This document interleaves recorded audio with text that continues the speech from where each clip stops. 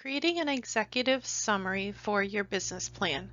This is a really important part, and we're going to go into the do's and don'ts of what you should implement in your executive summary. The objectives of this section, the student will be able to verbalize exactly what is an executive summary, why are they needed, how long should it be, some key elements that are part of an executive summary, the do's and don'ts of creating an awesome executive summary, and how to exactly write one. So there's some simple questions to ask before you even consider starting your business plan, starting the executive summary. Why are you opening this practice? Why are you opening this business? Why is it important to you? What services do you want to offer? What is your mission and values? What is this business going to be about short-term, long-term? What does your ideal client look like? What is that market you want to serve? Do you want to be more in the localized town? Do you want to be more all over a 3-hour radius? Do you want to do telemedicine? Do you want to do in person? Do you want to do home visits, clinic? What does the market look like to offer those services? Who's your competition? Who's your collaboration? Who is already doing it? If it's new, why is nobody else doing it? What are the barriers to make this successful? Think about what you can offer compared to your competitors. What's the advantages? For example, I talk with midwives all the time about being personalized, smaller scale. We can adapt more quickly. We are more resilient than a hospital healthcare system, a larger obstetrician's office. We can change our policies. We can change our marketing campaigns. We can really give that extra personalized care that can't be competed with. So you just have to think about these things with your business model. What do you have as a competitive advantage? Operational goals. What do you want the structure of your practice to look like? Do you want to be small and simple? Do you want to have a team of midwives and a birth center franchise? Like, what is your business operation goal, short term, long term? How are you going to fund this project? Who is your target market? This business plan is made for investors, it's made for a bank, it's made for a community board, a grant. Like, who is going to be funding it? What's it going to cost? What's the financial performance of this venture going to look like? You're obviously not going to have the answers right now, but you want to think about these things. The whole point of writing a business plan is to make mistakes on paper, not with your precious time and money. I think too many midwives jump into private practices and skip the step of writing a business plan. And it's so important to test out the supplies, figure out what you're going to get paid. What is the numbers to run this business? Do I need to adapt my service line? Do I need to change some regulations first before I can open my business? Or does it just not make financial sense to start this, and I will have to do a nonprofit in a few years for this dream birth center, dream practice? What are the big dreams of your business? What do you want things to look like long term? And I stress to people, don't dream big, pretend this is a perfect world, you could have anything you want, and then we start figuring out objectively, is that possible to get there? What are the barriers? How do we make that successful? Can it be possible for those big dreams to happen? But the creativity and pushing the envelope of your practice dreams is what makes the business really successful long term. So what exactly is an executive summary? It is that elevator speech for your business. It's the bullet points, it's the high level explanation. There's just a few paragraphs, it's not crazy long, but it entices people to want to read more. They want to know, why is this business so important? What is so intriguing about it? Why is this a passion of yours? And what are some key facts and strategies that this business is going to be successful? It's a quick version of your entire business plan. A typical business plan is 30, 50, 60 pages long, depending on how complex your practice is. So you want to have a few high-level paragraphs, bullet points, summarizing simple and concise. What is your business about? Why is it going to be successful? Why is it important? Do you really need to have an executive summary? It's really important if you read about business plans step by step. They're all, any business plan has an executive summary. It's what catches the attention. It's like the reader getting into the introduction and that synopsis at the beginning and the forefront of a good book. It saves them time to read high level everything. You want to just get to the point, so then they're going to continue to read the rest of your business plan and have a better sense where all the details are coming from. Short and to the point. It shouldn't be more than 3 pages. Most of the time, our executive summaries for midwifery practices are that page and a half. You don't want to tell them your life story. You don't want to tell them every detail of every single thing, because that's what the business plan is for. It's literally your elevator speech of why they should read more and learn about your awesome business idea. So there's key elements to an executive summary. You want to state the problem. Why is this business important? What is the need you're going to fill? If there's 100 people running midwifery practices and birth centers in the area, is there really a problem to be solved? What is the need? What is the niche? Like with us in midwives, it's easy. We want to give high quality care, more accessibility, decrease the infant and maternal mortality rates. We want to improve access to midwifery care, make healthcare more affordable.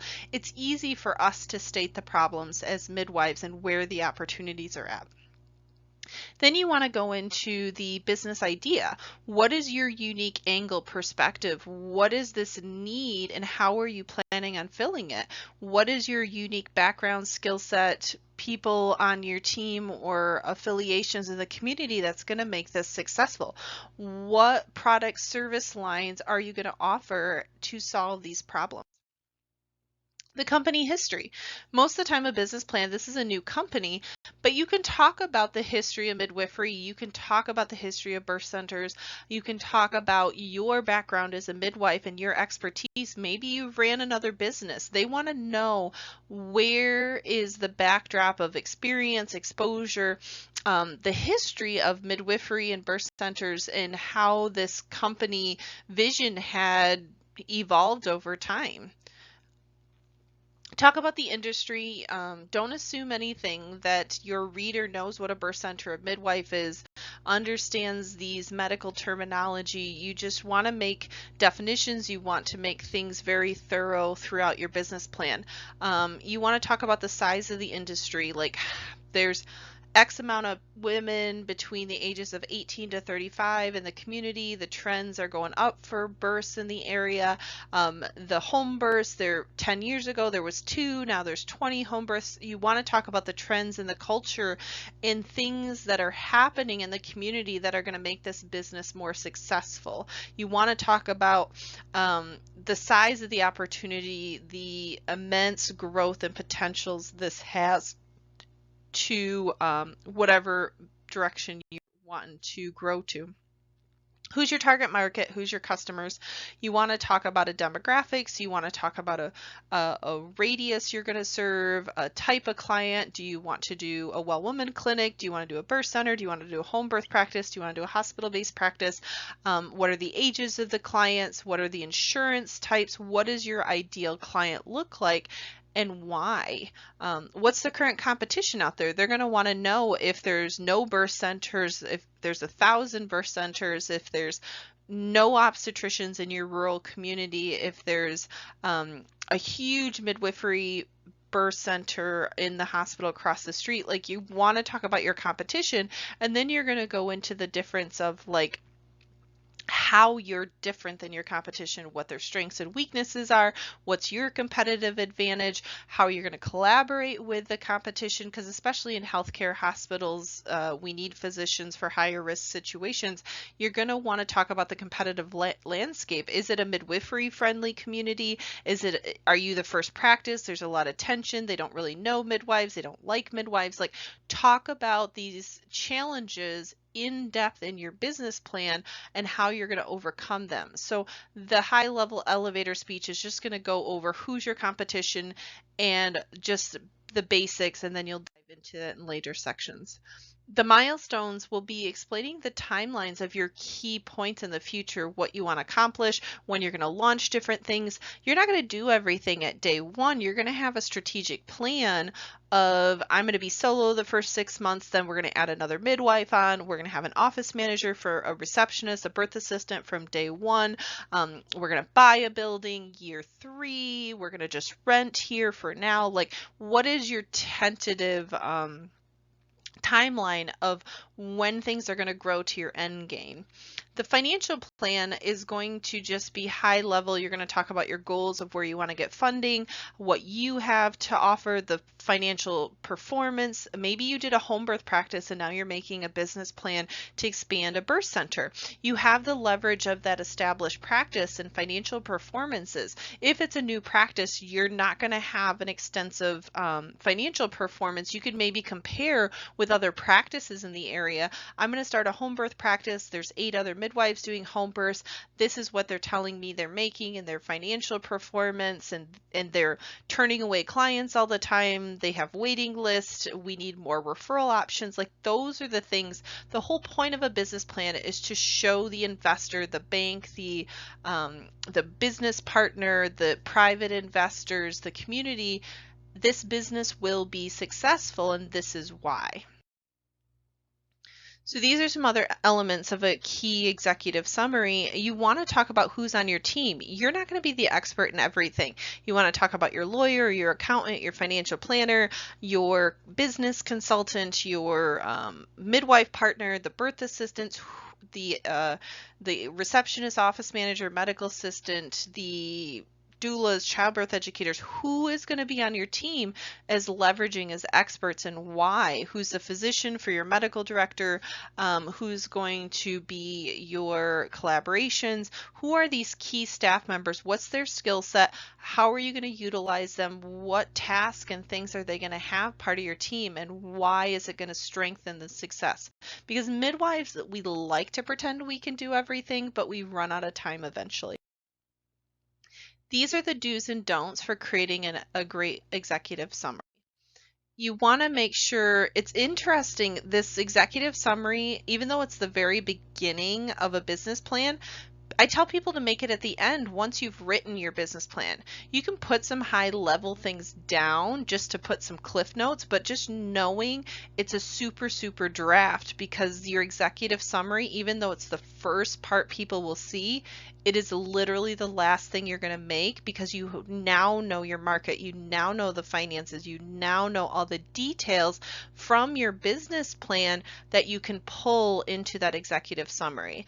It's the most significant part of a business plan, and it needs to be an excellent sales pitch, elevator speech, getting to the point of the high level so people do want to dig into the details and intrigued by your business plan.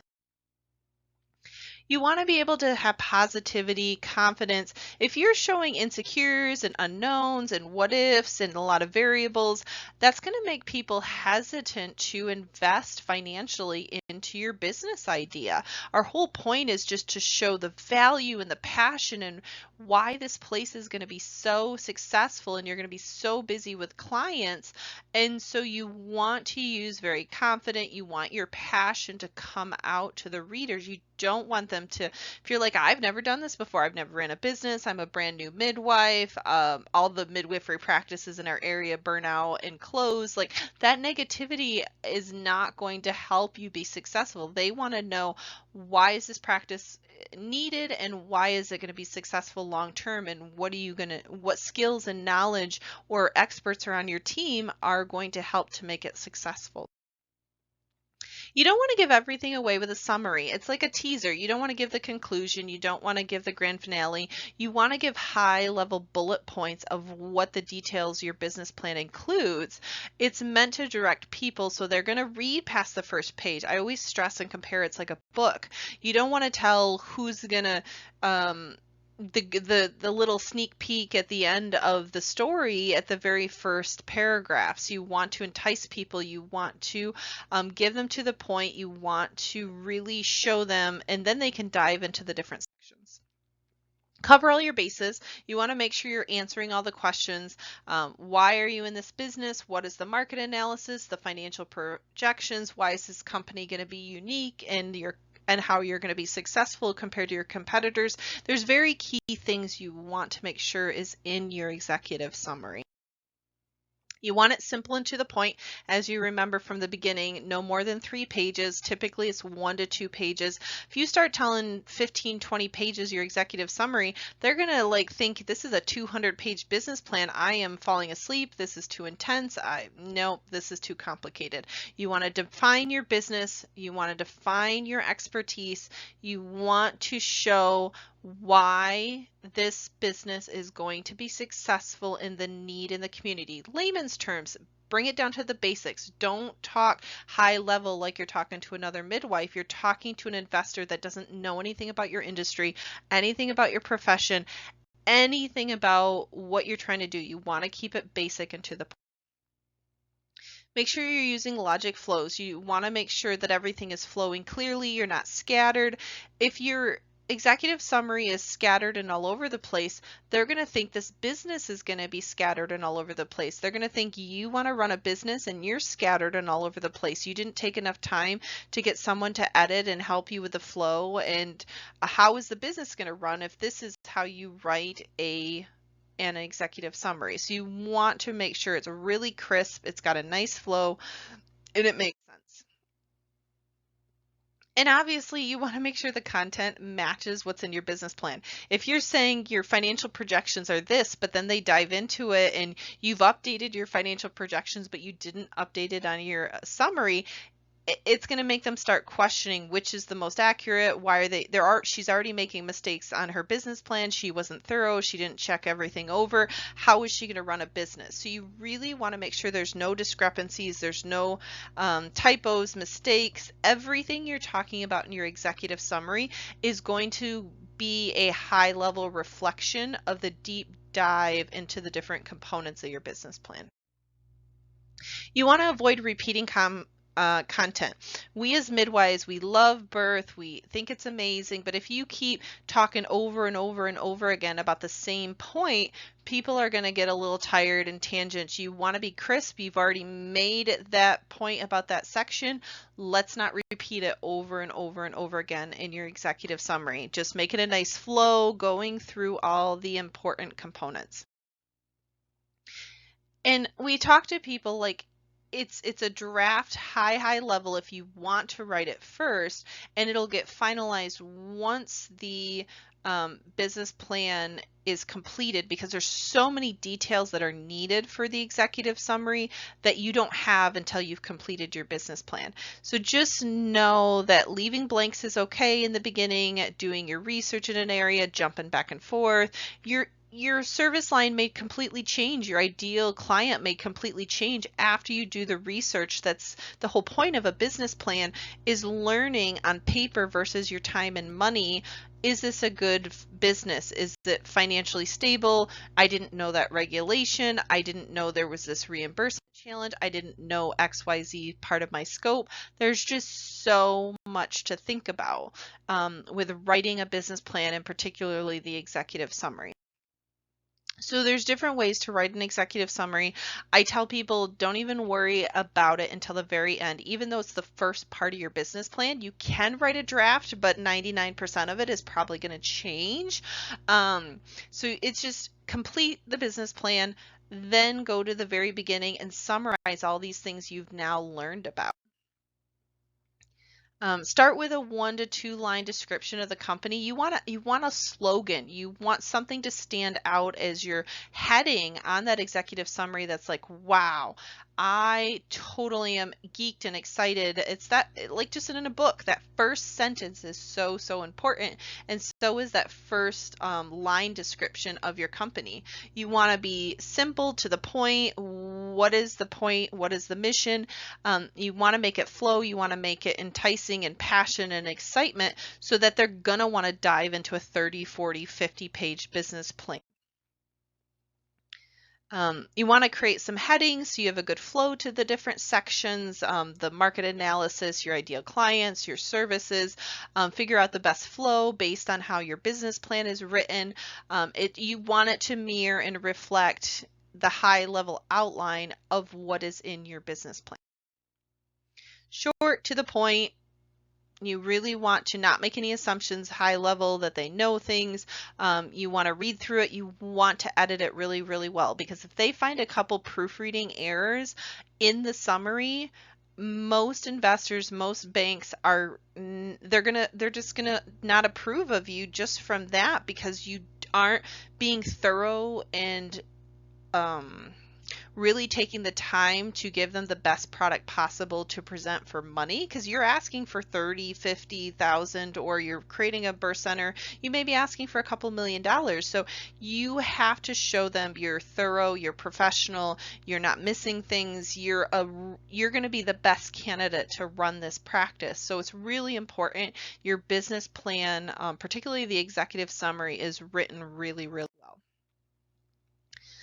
Bring in outside readers, have other people read this before you take it to the funding, before you take it to the really big shots that are going to be making the decisions and helping to make this practice a reality. You need to get feedback. You need to have other people, because they have the innocence. You may have a bunch of assumptions and knowledge base in your head, and then when they read it, they're like, I don't understand. And then it's something you just knew. And so that's really important to ask the questions.